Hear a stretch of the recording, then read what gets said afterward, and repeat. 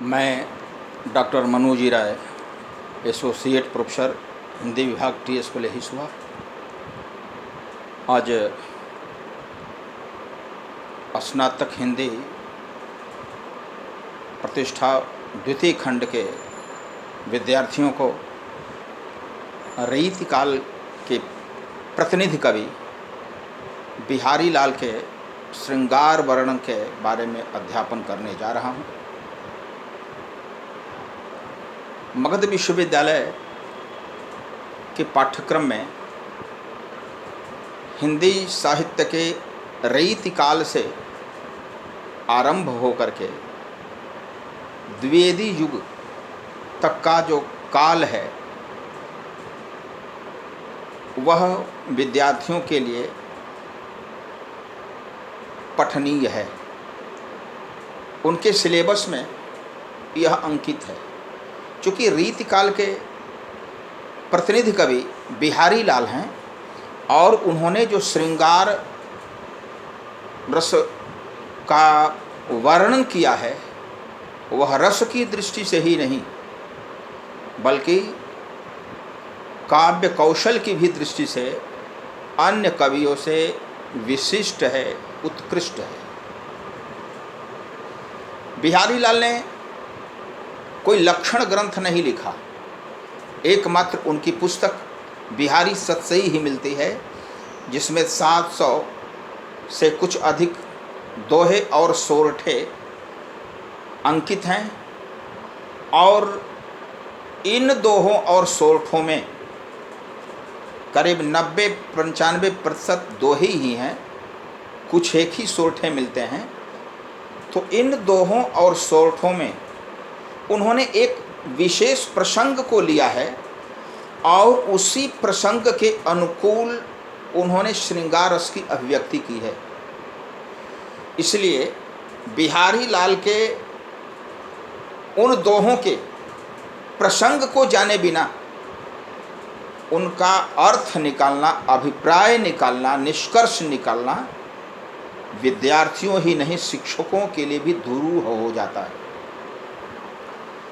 तो सबसे बड़ी बात कि उन्होंने जो श्रृंगार वर्णन किया है उसमें भाव और विभाव दोनों का सम्यक निर्वहन हुआ है। भाव यानी श्रृंगार रस, तो श्रृंगार रस के अनुकूल उद्दीपन विभाव और आलंबन विभाव दोनों का उन्होंने यथोचित उल्लेख किया है। आलंबन विभाव में कहीं नायिका के विशिष्ट अंगों का वर्णन है, कहीं नायक के विशिष्ट अंगों का वर्णन है और इसी के अनुकूल विभिन्न मिलन के स्थलों का भी उल्लेख हुआ है, जैसे कुंज का मिलन, आँख मिचौनी के द्वारा मिलन, हिंडोला के द्वारा मिलन इत्यादि मिलन के जो प्रसंग आए हैं उनसे भी वह भाव उद्दीप्त हुआ है। इस प्रकार भाव के अनुकूल विभाव का भी सम्यक वर्णन बिहारी लाल ने किया है। सबसे बड़ी बात कि श्रृंगार रस के दो पक्ष होते हैं, एक संयोग श्रृंगार और दूसरा वियोग श्रृंगार। संयोग श्रृंगार में जितने प्रकार के घटनाक्रम सोचे जा सकते हैं बिहारी लाल ने सबका सांकेतिक रूप से, बल्कि यूँ कहे कि सामासिक रूप से उल्लेख किया है। जैसे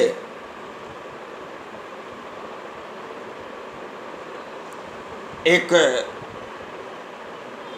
वियोग श्रृंगार का भेद है पूर्वराग। वियोग श्रृंगार में 4 प्रकार के तत्व हैं या 4 प्रकार के भेद हैं: पूर्वराग, मान, प्रवास और करुण। कतिपय विद्वानों ने पूर्वराग को वियोग की श्रेणी में ही नहीं रखा है, तो उन्होंने एक पूर्वराग या मिलन के प्रसंग का ही उल्लेख किया है जिसमें नायक और नायिका का मिलन मात्र नेत्र व्यापार के द्वारा ही होता है। संयोग श्रृंगार में मिलन के लिए एक माध्यम यदि प्रथम माध्यम है तो वह नेत्र व्यापार है, आंखें चार होना अपेक्षित होता है। तो चूँकि नायक और नायिका एक भवन में बैठे हुए हैं जहाँ गुरुजन यानी समाज के श्रेष्ठ व्यक्ति भी बैठे हुए हैं, माता पिता भाई बंधु इत्यादि, तो उनके बीच में नायक और नायिका एक दूसरे से प्रेम व्यापार करते हैं, स्वीकृति देते हैं और स्वीकार करते हैं, इसका सामासिक रूप से बिहारी लाल ने वर्णन किया है। जैसे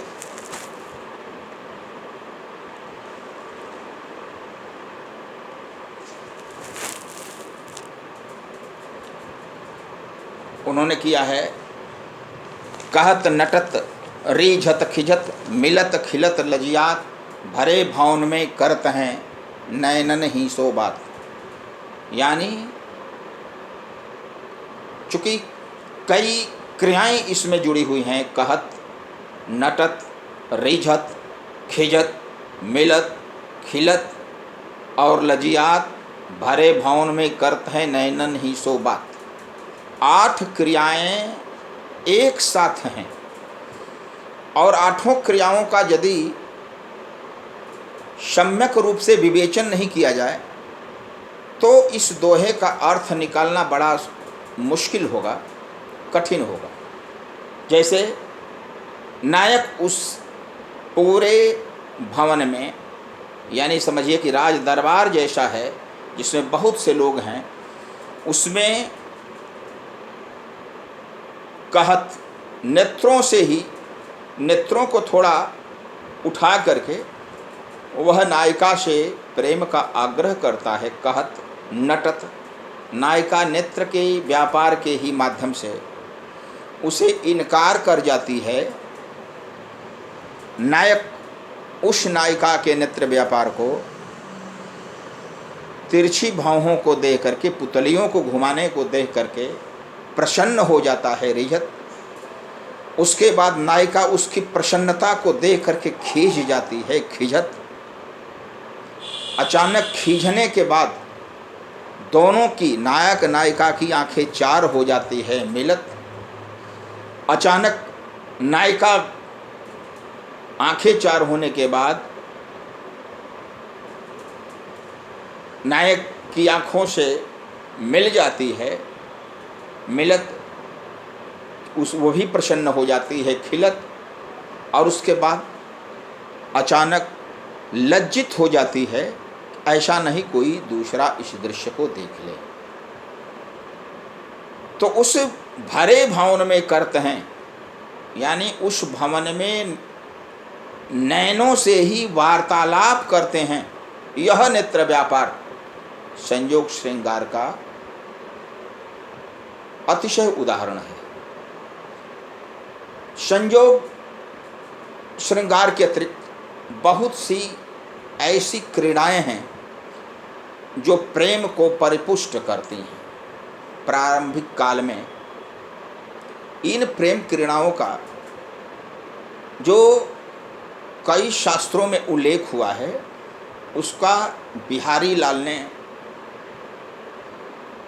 यथा समय वर्णन जरूर किया है। जैसे उस प्रेम क्रीड़ा में थी कबूतरबाजी, पतंगबाजी, आँख मिचौनी, जल स्नान इत्यादि। पतंगबाजी के क्रम में उनका एक दोहा है, कि नायिका के आंगन में नायक के द्वारा उड़ाई गई पतंग की प्रतिछाया पड़ रही है। नायिका दौड़ दौड़ करके उस प्रतिछाया को पकड़ने का प्रयास करती है, लेकिन चूंकि हवा के झोंके से पतंग हर समय उड़ती रहती है, इस कारण वह पकड़ नहीं पाती है। यहाँ तक कि उस पतंग को पकड़ने के क्रम में वह आत्मशुद्धि खो बैठती है। उसका उल्लेख किया है, उड़त गुड़ी लखिलाल की अंगना अंगना माह, यानी उस लाल के, नंदलाल कहिए, कृष्ण के अर्थ में नंदलाल होगा, या यदि प्रियतम उसका लिया जाए तो अपने उस प्रिय की उड़ती हुई गुड़ी को अपने आंगन में देख करके वह अंगना अर्थात नायिका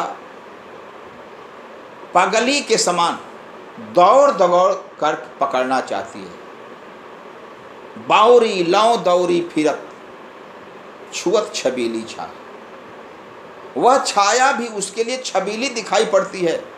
ऐसा लगता है कि नंदलाल कृष्ण ही है या उसके स्वयं सुखद प्रियतम ही हैं। तो ऐसे प्रसंग बिहारी लाल ने कई जगह वर्णित किया है। उसी ढंग से झूला वर्णन है, जिसको हिंडोला भी कहा जाता है। एक बार नायिका झूला झूल रही थी, संभवतः सावन का महीना रहा होगा, और उसी बीच में नायक वहां पहुंच जाता है। वह नायिका झूले में झूलती हुई आसमान की ओर गई है और वहीं से वह उछल करके नायक की गोद में कूद पड़ती है और नायक उसे आलिंगनबद्ध करके प्रेम रस की प्राप्ति करता है। हेरी हिडोरे गगन से परी परी सी टूट, यानी वह टूट पड़ती है जिस प्रकार से अप्सराएं पृथ्वी पर बहुत से नायकों से मिलने के लिए आती थी, जिसे पुरुरवा से उर्वशी मिलने के लिए आई थी, उसी प्रकार से तो हेर हिडोरे गगनते परी परी सी टूट, आई धरी पिय बीच ही। ऐसा नहीं कि वो जमीन पर गिर जाए, उसका जो आया हुआ प्रियतम है उसे अपने आगोश में बांध लेता है और खड़े खड़े ही उस प्रेम रस को प्राप्त करता है। ऐसे बहुत से घरेलू प्रसंग है। उन घरेलू प्रसंगों का भी वर्णन हुआ है। जो सामान्य घरेलू प्रसंग दूसरे कवियों के लिए सामान्य रूप में दिखाई पड़ते हैं, बिहारी लाल ने उनको भी रसमय बना दिया है। जैसे एक नायिका छींका पर रखा हुआ दहेड़ी का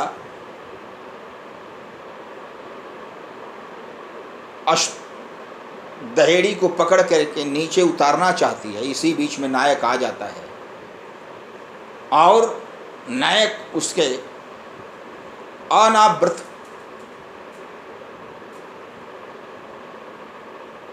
कटी, उरोज, ग्रीवा, मुख इत्यादि को देख करके आकर्षित हो जाता है और वो कहता है अहे दहेड़ी जिन धरे, यानी हाथों कैसे उठाई हुई है नायिका, और उसके लिए नायक कहता है कि अहे दहेड़ी जिन धरे, अरे नायिका तुम उस दहेड़ी को हाथ से मत पकड़ो, जिन तू ले ही उतार, उसको पकड़ करके उतारो भी नहीं, ऐसे ही नीके लगे, यानी ऐसे ही तू बहुत अच्छी लगती है, ऐसे ही रहना, यानी एकदम मूर्तिवत तू खड़ी रह, हाथ को ऊपर करके। तो यह दृश्य गार्हस्थ्यिक प्रेम का उदाहरण है। यानी गृहस्थ धर्म का निर्वहन करते हुए, घर में रहते हुए जो प्रेम किया जाता है वह गार्हस्थ्यिक प्रेम है, जिसमें परिजनों का संकोच भी है, मर्यादा की दीवार भी है, और इन मर्यादा की दीवारों के बीच में भी जो प्रेम पनपता है उसको गार्हस्थ्यिक प्रेम कहते हैं। घनानंद, बोधा, आलम और ठाकुर के समान उन्मुक्त प्रेम नहीं है, स्वच्छंद प्रेम नहीं है। यहाँ गार्हस्थ्यिक धर्म से जुड़ा हुआ प्रेम है। तो वही प्रसंग आता है। इसी प्रकार से ऐसे भी आया है कि नायक नायिका के समक्ष है, वहाँ पर बहुत सी उसकी सखियाँ बैठी हुई हैं और उन सखियों के बीच में वह बाल झाड़ने का प्रयास करती है आँखों के सामने रख करके, और बालों के झाड़ने के क्रम में ही दोनों अंगुलियों से उन बालों को हटा करके वह अपने नायक को दे करके प्रसन्न हो जाती है। तो यह गार्हस्थ्यिक प्रेम है और बिहारी लाल ने इस गार्हस्थ्यिक प्रेम का अतिशय वर्णन किया है। यही नहीं, संयोग के क्रम में प्रेम क्रीड़ा के अतिरिक्त रति क्रीड़ा का भी बिहारी लाल ने विशेष वर्णन किया है। सामान्य रति, विपरीत रति, रत्यांत इत्यादि क्रीड़ाओं का इन्होंने वर्णन किया है। जैसे एक विपरीत रति का उदाहरण है, जिसमें सामान्य रति से भिन्न नायक और नायिका का प्रेम होता है। उसमें नायिका ही ऊपर रहती है, नायक नीचे रहता है। उसका वर्णन बिहारी लाल ने किया है। पर्योजोर विपरीत रति, रंगी सुरत रणधीर, करत कोलाहल किंकिनी, गहयो मौन मंजीर। यानी वह नायिका जो रति क्रीड़ा में निरत थी, उसकी किंकिणी की आवाज़ आ रही है, लेकिन नायक का जो मंजीर है वह मौन पड़ा हुआ है। तो बिहारी लाल ने आरंभ में ही बताया है कि पर्योजोर विपरीत रति, रंगी सुरत रणधीर। सुरत, सुरतांत, रत्यांत और रति सुख की प्राप्ति का वर्णन बिहारी लाल में बहुशः प्रसंगों में हुआ है।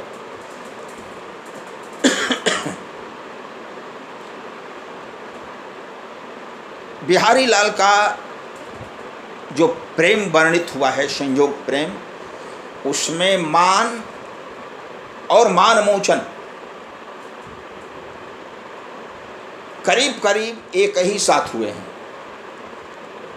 यानी संयोग के साथ वियोग भी है। जैसे मैंने कहा कि 4 प्रकार के वियोग माने गए हैं: पूर्वराग, मान, प्रवास और करुण। मान को भी आचार्यों ने वियोग की ही काम दशा में रखा है, वियोग की ही सीमा में आबद्ध किया है।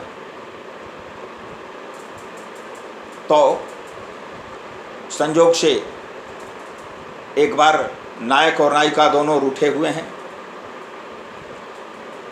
और ये सोचते हैं कि इसमें कौन मनाता है। दोनों रूठे हुए, दोनों जिद किए हुए हैं। उस मान और मान मोचन की परिस्थिति का वर्णन नायिका अपनी सखी से करती है। वह बताती है कि हे सखी, मैंने समझा कि हमारा प्रियतम सोया हुआ है। मैं मान कर बैठी थी, वह भी मान कर बैठा था, लेकिन मैंने अपने पर नियंत्रण नहीं रखा और उस मान किए हुए प्रियतम के मुंह को हमने चूम लिया। लेकिन मेरा प्रियतम उस समय सोया हुआ नहीं था, जगा हुआ था, आंखें बंद किए हुए था, और वो उस समय हंस देता है इस कारण कि वह मान करने में अपनी प्रेमिका या अपनी नायिका से श्रेष्ठ है। नायिका ही झुकी है, वह नहीं झुका। उसके बाद नायिका बताती है कि मैं तो नाराज़ हो गई, लेकिन उसे उसके गले से लिपटी रह गई। अर्थात यहाँ मान भी है और मान मोचन भी है। वो बताती है, मैं मिसहा सोयो समझी, मुँह चुम्यो ढिग जाए। मैंने यह समझा कि सोया हुआ है, उसके मुँह को मैंने जाकर के चूमा। मुँह चुम्यो ढिग जाए, हंसो। उसके बाद वह नायक हंस देता है, हंसो खिसानी। उसके बाद मैं नाराज़ हो गई। गल गयो, उसने गले से हमें बांध लिया। रही गले लपटाए, उसके गले में ही मैं लिपटी रह गई। कभी कभी ऐसा होता है कि जो मध्यकाल था, मध्यकाल में प्रेम का एक माध्यम दूत और दूती को रखा गया है, बल्कि आदि काल में भी है। विद्यापति के काव्य में दूत और दूती का विधान ज़्यादा मिलता है। तो यह दूत और दूती का विधान रीति काल में ज़्यादा रहा। एक नायिका को दूती समझाती है कि देखो, नायक पर नियंत्रण यदि करना है, नायक को अपने वश में रखना है, तो कभी कभी रूठना भी सीखो। रूठ करके तुम उससे अपना लक्ष्य प्राप्त कर सकती हो, जो चाहोगी वह प्राप्त कर सकती हो। रूठना सीखो। तो वह रूठने की क्रिया बताती है। अचानक नायिका को ख्याल आ जाता है, कदरी तू हमें मान करने की विधि बता रही है, लेकिन जिससे मुझे मान करना है वो तो मेरे हृदय में ही है। तब तो वो समझ जाएगा कि हमसे मान कर रहे, फिर मनाएगा नहीं। वो कहते कि धीरे से कहो, मेरे हृदय में जो बस रहा है प्रिय, वह सुन लेगा। सखी सिखावत मान विधि, सैनन बरजति बाल। सखी मान करने का ढंग बता रही है, और इशारे से ही वह सखी जो मान करने की विधि सीख रही है, इशारों से उसे रोकती है। सैनन बरजत बाल, हारुए कह, यानी धीरे से बोलो। मोह बसत, मेरे हृदय में बसता है कौन? सदा बिहारी में, यानी जो हमारा प्रिय है, प्रियतम है या प्रियतम कृष्ण है, वह हमारे हृदय में हर समय बसता है। यदि तुम कड़ी आवाज में कहोगी तो वह सुन लेगा। इसी प्रकार से कभी कभी जो नायक है वह दूसरी नायिका से भी अनुरक्त है, यानी वह धीर ललित नायक है। नायकों की चार कोटियां हैं, धीरोदात, धीर प्रशांत, धीर ललित और धीरोद्धत। धीर ललित नायक कई नायिकाओं से जुड़े रहते हैं, तो वह नायक अपनी दूसरी नायिका से प्रेम करके आता है अपनी पूर्व नायिका के पास। वो पूछती है कहाँ गए थे, वो बहाना बनाता है। उस बहाने को काटती हुई वह नायिका उसके रति चिन्हों को देख करके यह बताती है कि आपका जो कहना है वह पूर्णतः झूठ है, इसलिए कि यह जो चिन्ह है यह बता रहा है कि आप कहीं दूसरी जगह अनुरक्त थे। बताती है कि कत बेकाज चलायत, क्यों बेकार की बातें चला रहे हैं। कत बेकाज चलायत चतुराई की चाल, यानी अपना चातुर्य प्रदर्शित कर रहे हैं, चतुराई की बातें कर रहे हैं, वह बेकार की बात है। कहे देती सब रावरी सब गुण निर्गुण माल, यानी आपकी जो निर्गुण माला है, यानी गले में आपकी दूसरी प्रियतमा या दूसरी प्रेमिका के हार का जो चिन्ह बना हुआ है गले में, आलिंगनबद्ध होने के चलते उसका दाग लगा हुआ है, तो इससे यही पता चलता है कहे देती सबरावरी सब गुण निर्गुण माल, यानी आपके बारे में वर्णन कर देती है कि आप कहाँ थे और किस कारण थे। तो यहाँ पर वह नायिका खंडिता नायिका के रूप में दिखाई पड़ती है, जो ईर्ष्या मान करके अपने पति के बारे में बताती है। इसी प्रकार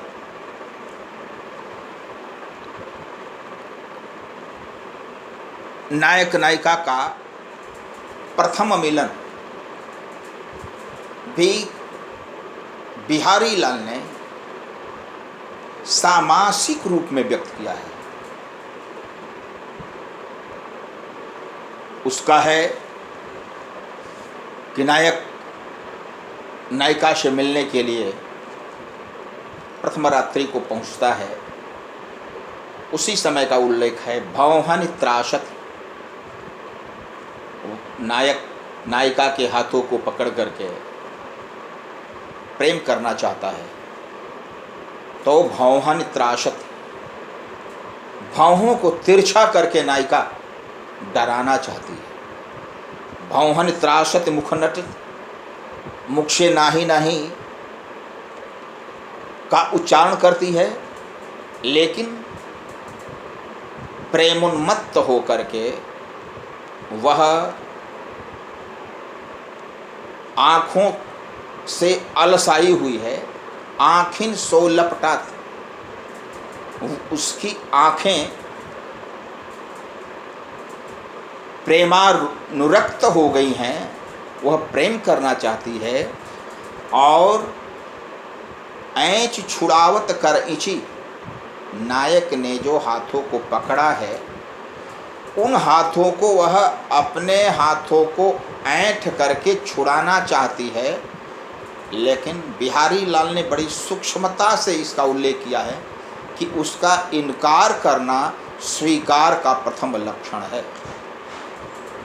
ऐंच छुड़ावत कर इची आगे आवत जात, यानी वह हाथों को ऐंच करके छुड़ा नहीं रही है, बल्कि उसी बहाने वह नायक के पास पहुँचती है। ऐंच छुड़ावत कर इची आगे आवत जात, यानी वह नायक के पास क्रमशः आगे बढ़ रही है, लेकिन हाथों को छुड़ाते हुए।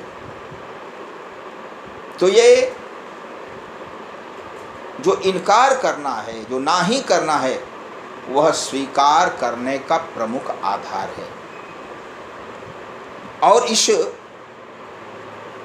प्रसंग को भी कवि बिहारी लाल ने सामासिक रूप में ही व्यक्त किया है।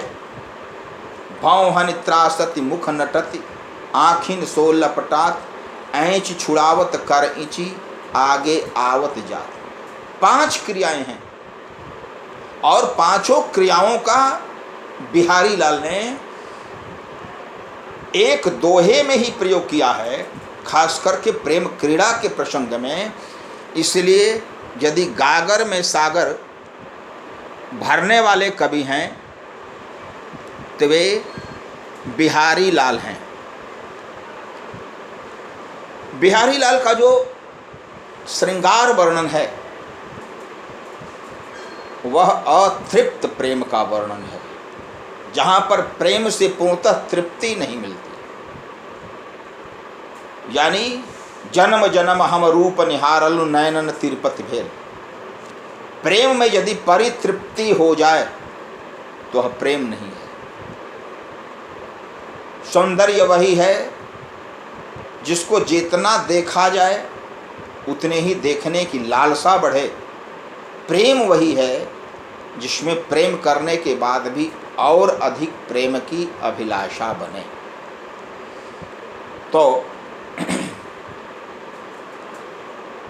एक नायिका है जिसका प्रियतम विदेश में गया है। मैंने बताया कि नायिका भेद उन्होंने किया नहीं है, लेकिन विभिन्न नायिकाओं का उल्लेख उनके काव्य में मिल जाता है। तो वह नायिका प्रोषित पति का है, उसका पति विदेश चला गया है और विदेश से आगमन की सूचना उसके बाएं हाथ के फड़कने से होती है। उसके बाएं हाथ फड़क रहे हैं, बाईं आंख फड़क रही है और उस फड़कने के बाद वह एक भावना व्यक्त करती है कि बाम भाग फरकत मिले जो हर जीवन मूरी। यानी बाएं हाथ के फड़कने से यदि हमारा प्रियतम हमसे मिल जाएगा, जो हमारे जीवन की जड़ है, तो ही से भेटी हूँ। तब मैं तुमसे, ऐ मेरे बाएं हाथ, तुमसे ही मैं मिलूँगी, तुमसे ही, तुम्हारे सहारे से ही मैं प्रियतम को अपने अंक पाश में बांधूंगी। राख दाहिनी दूर, यानी दाहिना हाथ मेरा दूर हो जाएगा, मैं तुम्हें अपने को इसी बाएं हाथ से बांधूंगी। इसलिए वहाँ पर जो कवि ने व्यक्त किया है, तो ही सो भेटी हों, राख दाहिनी दूर, यानी दाहिना हाथ मेरा दूर रहेगा, मैं मात्र तुम्हारे ही सहारे उस प्रियतम से मिलने का प्रयास करूँगी। दाहिने हाथ को अपने प्रिय से मिलने नहीं दूंगी, दाहिना हाथ दूर ही रहेगा। एक ऐसा भी प्रसंग मिलता है कि नायिका के बारे में कहा जाता है कि नायक से दूर रहना है और नहीं तो तुम्हें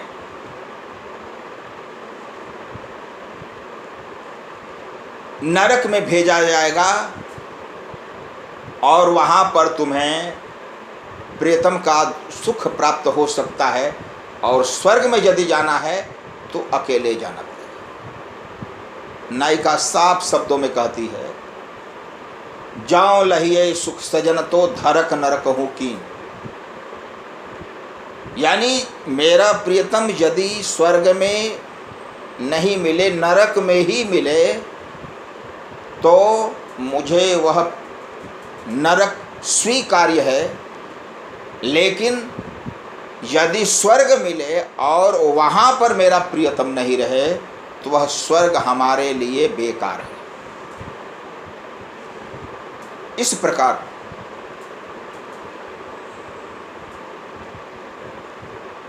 अनंत मिलन की अभिलाषा बिहारी लाल के काव्य में नायक और नायिका के प्रति रहती है।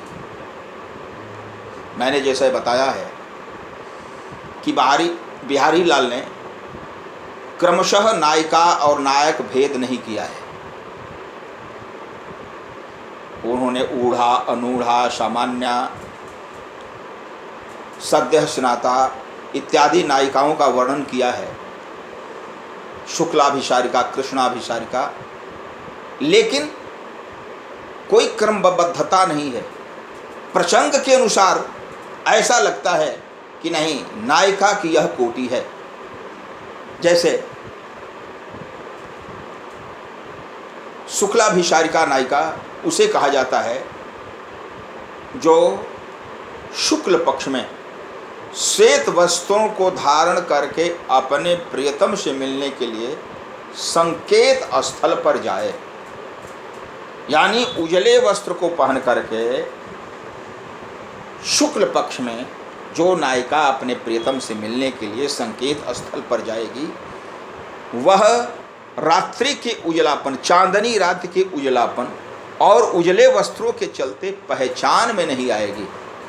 उसी का वर्णन किया है कि जुवती जोन हमें मिल गई, नए को न होत लखाए, यानी युवती पूर्णतः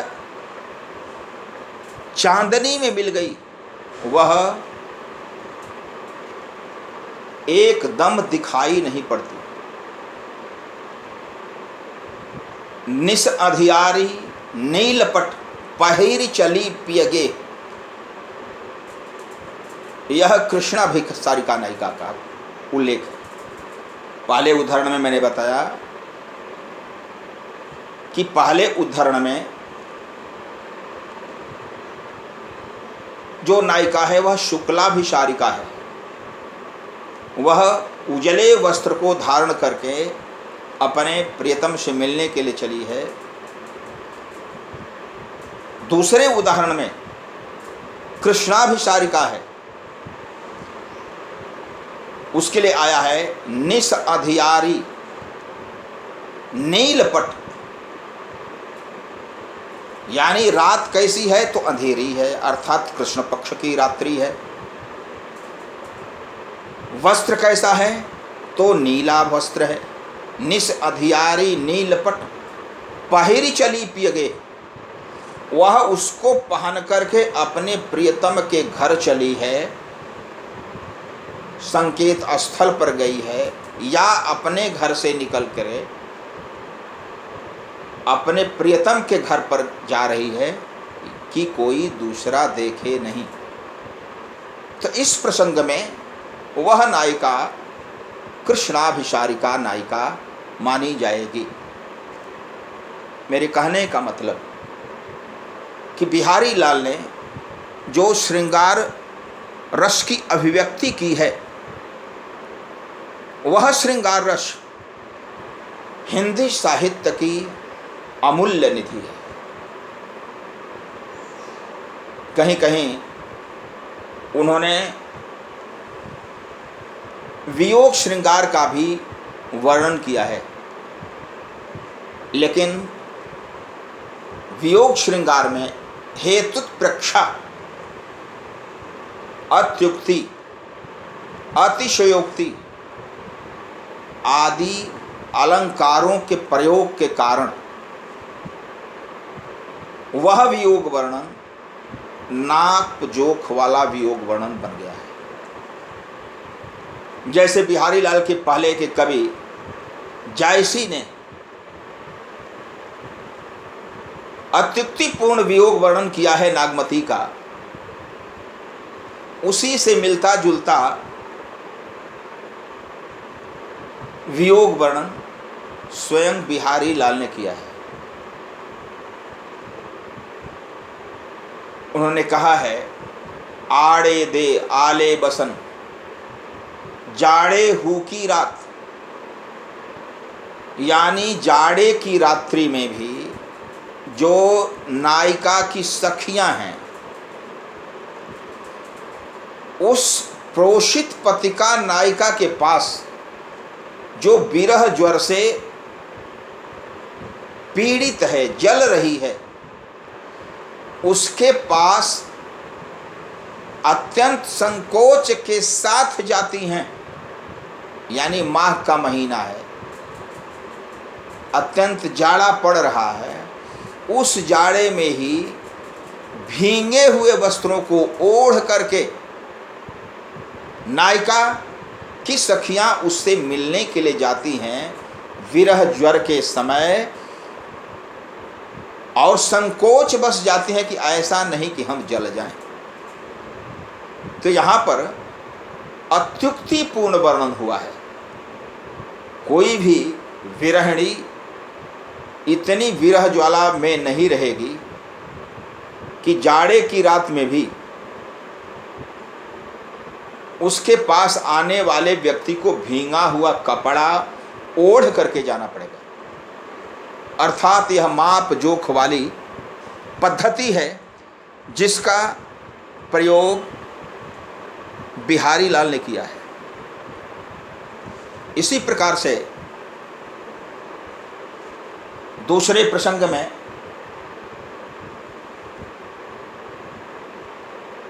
आया है कि एक नायिका विरह ज्वर से पीड़ित है और उसके विरह के तापक्रम को कम करने के लिए उसकी सखियां गुलाब जल की शीशी को लेकर के आती हैं।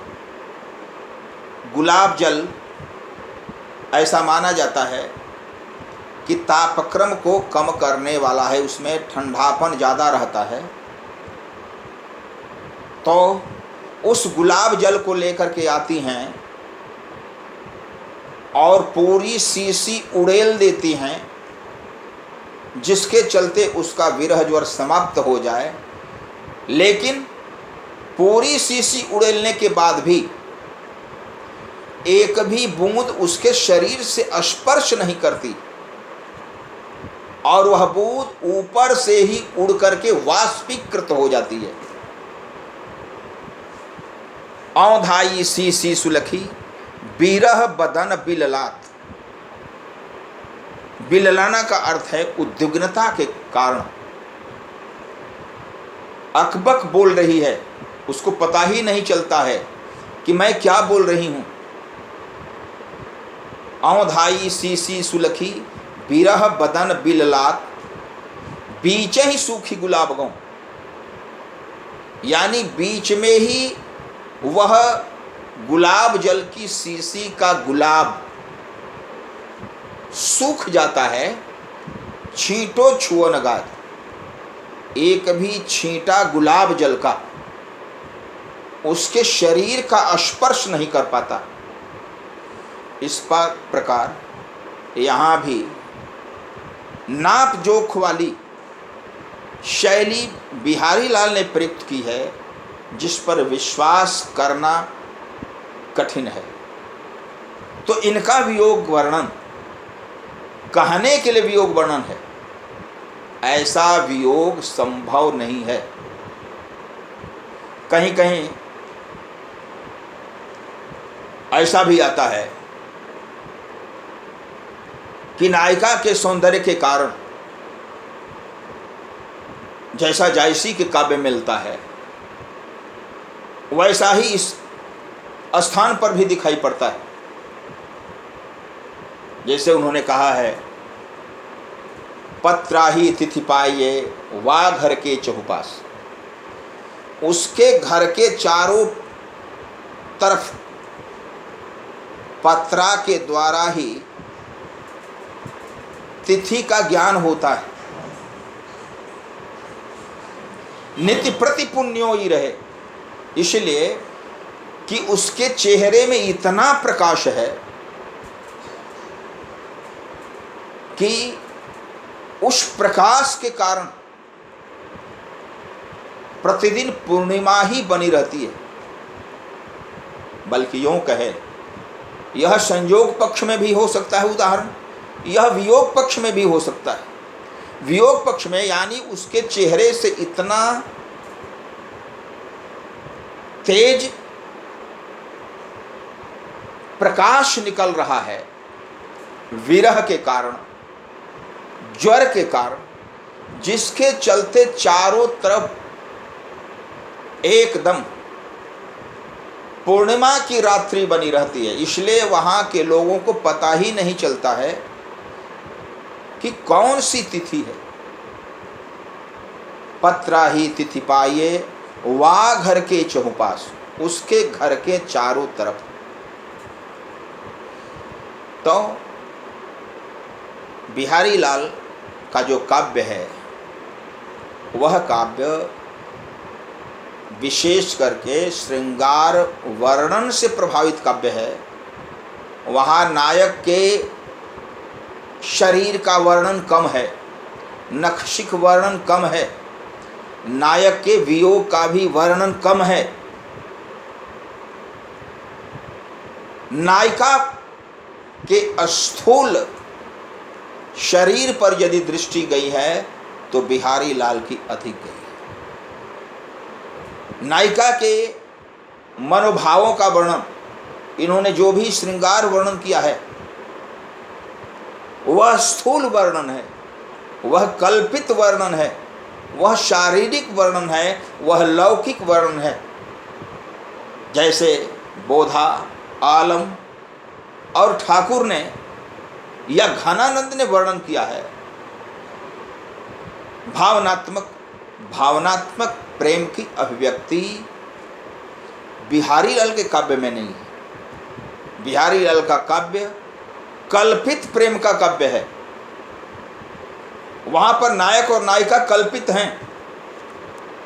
घनानंद के प्रेम वर्णन में, घनानंद के श्रृंगार वर्णन में या रूप वर्णन में नायक और नायिका स्वयं हैं।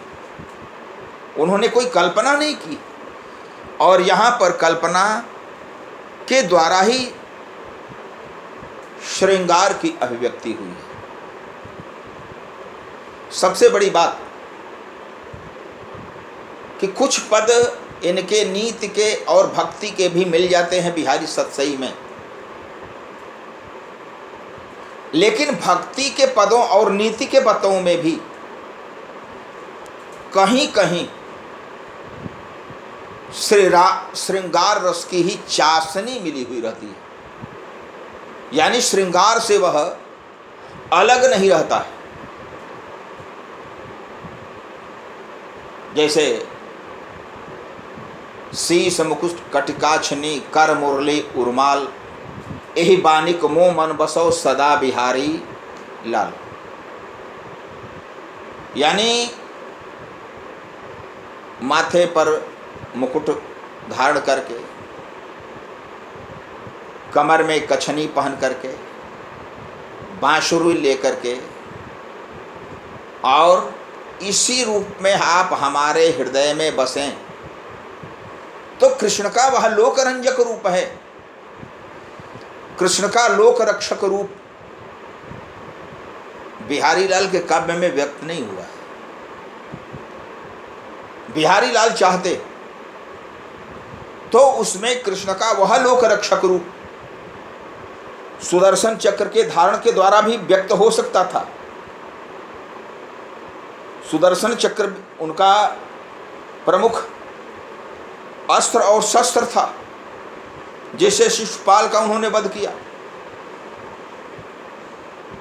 जिस चक्र को चला करके उन्होंने भीष्म पितामह को मारने का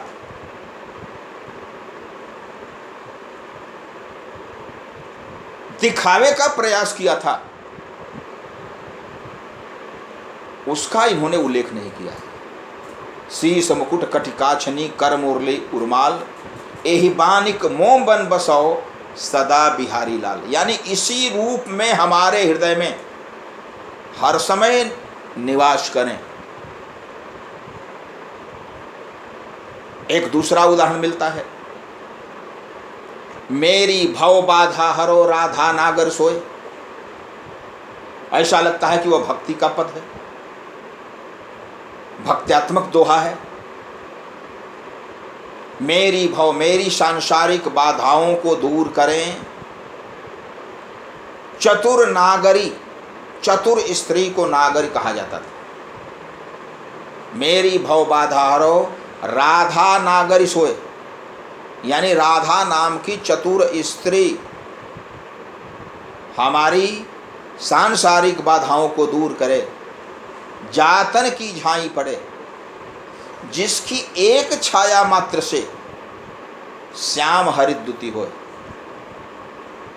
श्याम अर्थात कृष्ण, हरे यानी प्रसन्न हो जाते हैं। इस दोहे के कई अर्थ आचार्यों ने लगाया है। इसका एक अर्थ आयुर्वेदिक भी है। जातन की झाई परे, जिसके शरीर पर झाई यानी छाया पड़ जाती है, चेहरे पर दाग पड़ जाता है काला काला, वह दाग नागरमो था। सोवा मेरी भव बाधा हरो, राधा नागर सोए। हल्दी, इसको मिलाकर के जातन की झाई परे, यानी जिसके चेहरे पर झाई पड़ जाती है, वह झाई, वह कालापन दूर हो जाता है। तो इसका आयुर्वेदिक अर्थ भी किया गया है। लेकिन इस प्रसंग में कहीं भी यह दिखाई नहीं पड़ता है कि श्री कृष्ण या राधा के प्रति बिहारी लाल का विनम्र निवेदन है या शरणागति की याचना है, यानी उनकी महत्ता वर्णित करके उनसे मिलने की अत्यंत अभिलाषा है, या उनसे अनन्य प्रेम है। श्री कृष्ण का प्रेम है राधिका से, इसका तो उल्लेख करते हैं। राधिका की एक झलक से कृष्ण प्रसन्न हो जाते हैं। लेकिन जो तुलसीदास, सूरदास आदि भक्त कवियों ने जो विनम्रता दिखाई है, जो अनन्यता दिखाई है भगवान राम और कृष्ण के प्रति, वह अनन्यता, वह शरणागति बिहारी लाल के काव्य में नहीं दिखाई पड़ती। तो बिहारी लाल का जो काव्य है वह श्रृंगार प्रधान है, और श्रृंगार के विशिष्ट प्रसंगों में उन्होंने गागर में सागर भरने का प्रयास किया है। ऐसा लगता है कि एक दोहा है, और आश्चर्य की बात है कि इनके जितने दोहे हैं वे स्वतंत्र हैं,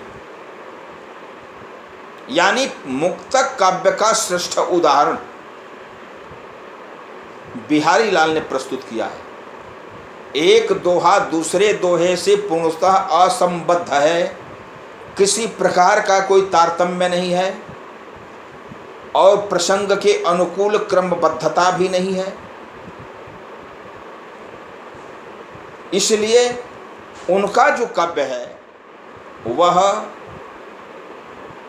एक दोहा का काव्य है, और एक दोहा दूसरे दोहे से पूर्णतः असंबद्ध है, वह पूर्णतः मुक्तक काव्य है। इस मुक्तक काव्य का बिहारी लाल ने जैसा सफल प्रयोग किया है वह अन्यत्र दुर्लभ है। जैसे मैंने बताया था कि समासुक्ति, समासुक्ति कहते हैं समास जोड़ उक्ति, थोड़े में कथन, थोड़े में ही बृहद कथन प्रेम का या श्रृंगार का जो बिहारी लाल ने किया है वह दूसरे से आज तक संभव नहीं हुआ। यही कारण है कि उनको गागर में सागर भरने वाला कहा गया है। जैसे भंवन त्रासत मुख नटति आँखिन सो लपटात, ऐंच चुरावत कर इची आगे आवत जात, या कहत नटत रीझत खिझत मिलत खिलत लजियात, भरे भवन में करत हैं नैनन ही सो बात।